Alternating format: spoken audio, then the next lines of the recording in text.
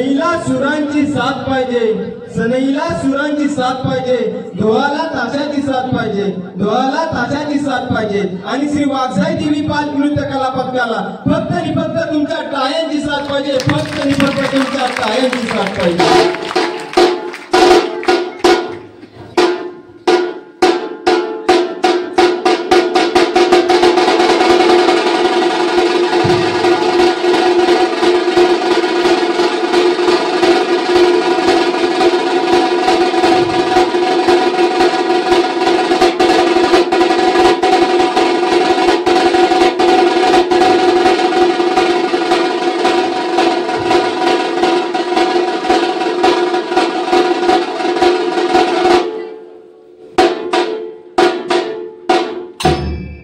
श्री वाघसाई देवी पाल नृत्य कला पथक तराई आपल्या समोर सादर करत आहे होता जीवात म्हणून वाचला शिवा, होता जीवात म्हणून वाचला शिवा.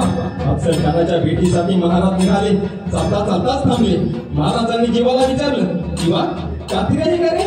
आता जीवाला काही कळणार. अफजल खानाच्या भेटीला निघालोय, तलवार तर घेतली असेलच की, कात्री कशाला? महाराजांनी परत विचारलं, जीवा कात्री आहे का? आता जीवा नाभिक समाजाचा म्हटला जे आहे की काढ काढ आमची दाढी बारीक कर, आमची दाढी बारीक कर, इतकी बारीक कर की भेटीच्या वेळी जर अफजल खानाने हातात धरायची म्हटली तर त्याच्या हातात आली नाही पाहिजे. नियोजनानुसार जाताना प्रत्येकाला जबाबदारी दिली. महाराजांनी जीवाला सांगितलं, जीवा तू आमच्या बरोबर आज शामियात यायचं, पण तू खानाकडे बघायचं नाही, तू माझ्याकडे बघायचं नाही, तू कृष्णाजीकडे बघायचं नाही. आमचं काय चाललंय तुला देणं घेणं नाही, तू फक्त आणि फक्त सय्यदला बघायचा बस. संभाजी गावजीला सांगितलं, तू आमच्या बरोबर खाली यायचं, पण तू आज शामियात यायचं नाही, तू शामियाच्या बाहेर, तू माझ्याकडे बघायचं नाही, तू खानाकडे बघायचं नाही. आमचं काय चाललंय तुला देणं घेणं नाही, पण आमचं काल शामियातून जिवंत बाहेर आला, त्याला जिवंत सोडायचं नाही. ही जबाबदारी तुझी, प्रत्येकाला जबाबदारी दिली. आणि महाराज गडावरून निघाले.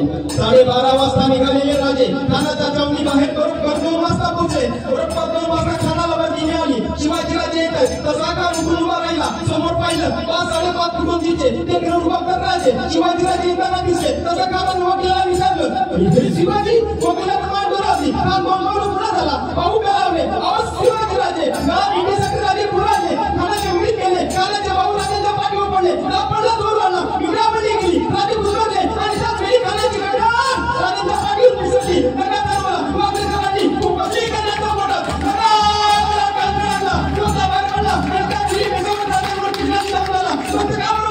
राजे बिघडले आणि त्या संधीचा फायदा घेऊन सय्यदला पुढे झाला. किंवा महाराजांना मोठ्याला सय्यदला हात मार्गावर उडवला आणि